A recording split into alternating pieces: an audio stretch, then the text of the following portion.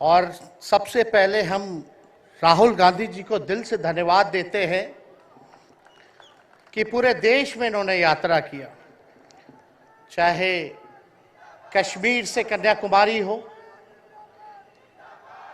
या पश्चिमी राज्यों से लेकर के हमारे नॉर्थ ईस्ट स्टेट से लेकर के हर जगह राहुल जी ने यात्रा की है और एक पैगाम, एक संदेश देने का काम किया है, जो कि आज के दौर में बहुत ही ज़रूरी है, प्रासंगिक है।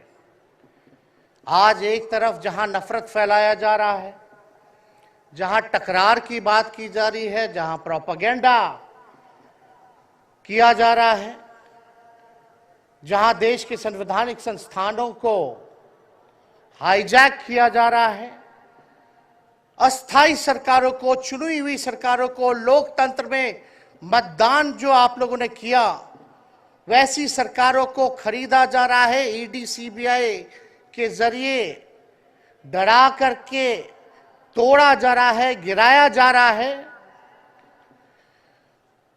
जहां सच नहीं केवल झूठ का प्रोपेगेंडा चलाया जा रहा है, संविधान लोकतंत्र पे खतरा है, वहां आदरणीय राहुल गांधी जी ने सभी लोगों को जोड़ने के लिए, देश के लोकतंत्र को बचाने के लिए, देश के संविधान को बचाने के लिए, अमन चैन भाईचारा कायम करने के लिए, नफरत को हराने के लिए इन्होंने जो भारत जोड़ो यात्रा किया है, इसके लिए हम दिल से धन्यवाद इनको देना चाहते हैं, कांग्रेस पार्टी को देना चाहते हैं।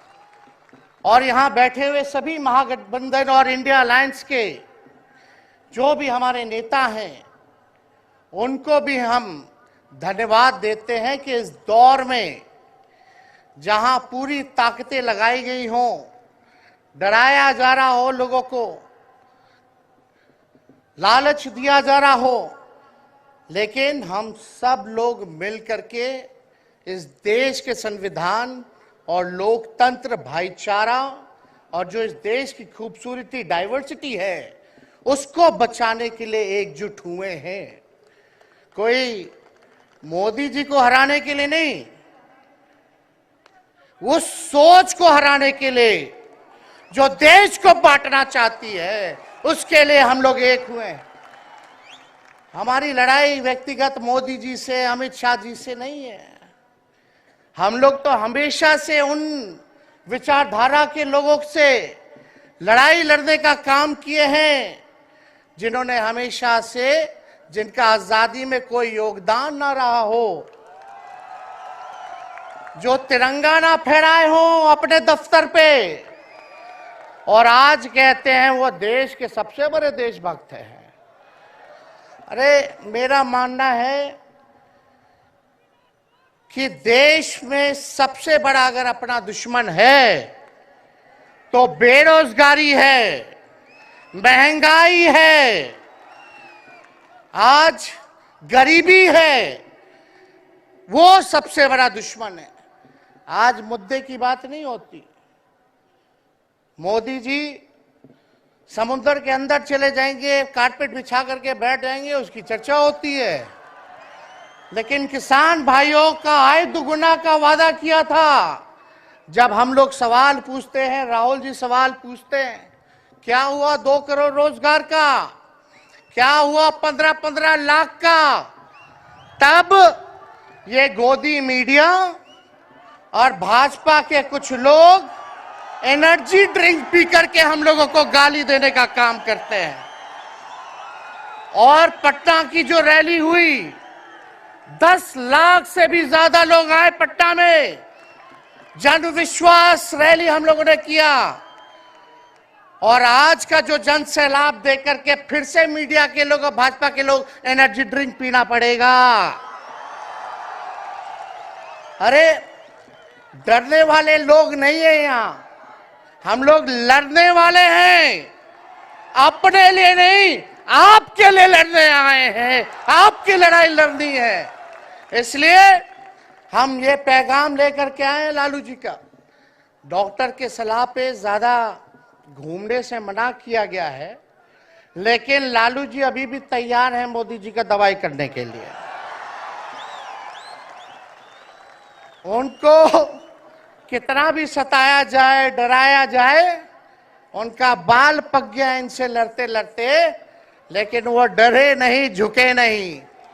आज महाराष्ट्र में, खास तौर पे बंबई में राहुल जी ने निमंत्रण दिया और हम लोग यहाँ आए हैं। और यहाँ बिहार के लोग भी काफी बड़ी तादाद में बसते हैं। हम रउआ लोग इनके भी कहते नहीं, बच के रहिए भाजपा के लोग से। ये लोग गोबर को भी हलवा दे करके परोस देता है, इतना झूठ बोलते हैं। हम तो पहले भी कई बार कहे, मोदी जी प्रधानमंत्री है ठीक है, लेकिन साथ ही साथ वो झूठ बोलने के फैक्ट्री भी है। मोदी जी झूठ बोलने के मैन्युफैक्चरर भी है, होलसेलर भी है और डिस्ट्रीब्यूटर भी है। ये उनका काम है। हम लोग सच्चे लोग हैं और सच्चे लोगों को कितना भी डराओगे, डरते नहीं। सांच को आज क्या, इसलिए हम लोग लड़ेंगे। इनके गीदड़ भपकी से हम लोग डरने वाले हैं। आप बताओ, आप लोग डरोगे? लड़ाई लड़ोगे कि नहीं लड़ोगे? साथ दीजिएगा ना सबका?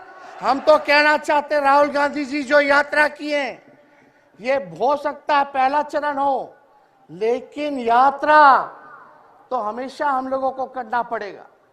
चाहे सत्ता में आए या ना आए, हमको जनता के बीच उनके सुख का दुख दर्द का भागीदार बनना पड़ेगा।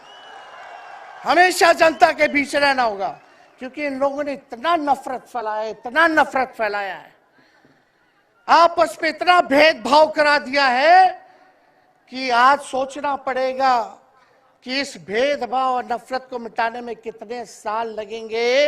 इसके लिए हमको हमेशा सब लोगों के बीच, जनता के बीच रहना होगा। और जो प्यार का, और जो आप कहते हैं जो दुकान खोला है, मोहब्बत की दुकान, इसको बंद मत कीजिएगा कभी।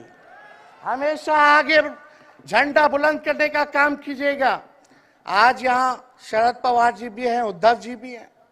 आपको पता है ऑपरेशन लोटस हो रहा था, यहाँ विधायकों को खरीदा जा रहा था, डराया जा रहा था। या एक बात बता देते हैं, आज महाराष्ट्र सरकार में जितने लोग बैठे हैं, कोई लीडर नहीं है, सब डीलर है। शरद जी के नाम पे, एनसीपी के नाम पे वोट लेंगे, भाजपा से डीलिंग कर लेंगे। राहुल गांधी जी के नाम पे वोट लेंगे, भाजपा से डीलिंग कर लेंगे। शिवसेना उद्धव जी के नाम पे वोट लेंगे, भाजपा से डीलिंग कर लेंगे। ये लोग केवल डीलिंग करते हैं, इसलिए वहां कोई भी लीडर नहीं, सब डीलर बैठा हुआ है। और जो डरे डरे लोग गए, अच्छा हुआ चले गए, उससे कोई फर्क पड़ने वाला नहीं है। हमको कितना भी मिटाने का कोशिश करोगे, फिर से हम कारवा बनाने का हौसला रखते हैं। इसलिए हम सब लोग यही आए, क्योंकि जनता, आप सब लोग हमारे मालिक हैं और आप लोगों का आशीर्वाद मिलता रहना चाहिए। अरे महाराष्ट्र में तो कम से कम विधायकों को ले गए, बिहार में तो हमारे चाचा को ही हाईजैक कर लिया। बड़ा सुनते हैं, मोदी जी बार बार कहते हैं कि मोदी जी की गारंटी जो है सबसे मजबूत वाली गारंटी है। हम मोदी जी को चैलेंज करते रहे, मोदी जी सबसे पहले, बाद में जो गारंटी देना, लेकिन अगर मेरा चाचा का गारंटी देकर दिखा दो पहले कि वो फिर से पलटेंगे कि नहीं पलटेंगे। तो हम लोग, चलो बिहार में चाचा जी गए तो गए, हमारी शुभकामनाएं, बड़े हैं, अभिभावक हैं, लेकिन वहां जो आवाम का ताकत मिल रहा है, राहुल जी आए थे, सब लोग आए थे, जो प्यार मिल रहा है, वो हम इतना आप लोगों को कह सकते हैं कि बिहार में भाजपा जो भी सोचती हो, सर्वे वाले कुछ भी दिखाते हो, गोदी मीडिया के लोग, लेकिन बिहार में इस बार चौंकाने वाला रिजल्ट हम ला करके देने का काम करेंगे और आप लोगों को भी कहेंगे कि एकजुट हो जाइए, एकजुट होकर के लड़ाई लड़िए। ये मोदी जी क्या बोलते हैं, 2 करोड़, हम मोदी जी को चैलेंज करके बोलते हैं 17 महीने केवल डिप्टी सीएम हम बिहार के रहे, 5 लाख लोगों को सरकारी नौकरी दिया। मोदी जी अपने 10 साल में भी 5 लाख क्या कितना नौकरी दिए ये बता नहीं सकते। चैलेंज देते हैं कितना सरकारी नौकरी दिया। सबसे ज्यादा बहाली रेलवे का आता था, सब चीज प्राइवेटाइज कर दिया गया, खत्म कर दिया गया। आर्मी में आता था, उसको जो है क्या किया आप सब लोग जानते हैं, कॉन्ट्रैक्ट पे सारा चीज कर दिया गया। तो इसलिए आप सब लोगों का प्यार मिलता रहे, ज्यादा समय हम नहीं लेंगे। सभी गणमान्य व्यक्तियों को, हमारे अभिभावक नेताओं को आप लोगों को संदेश देना है, वो अपनी बात को आप लोगों के समक्ष रखेंगे।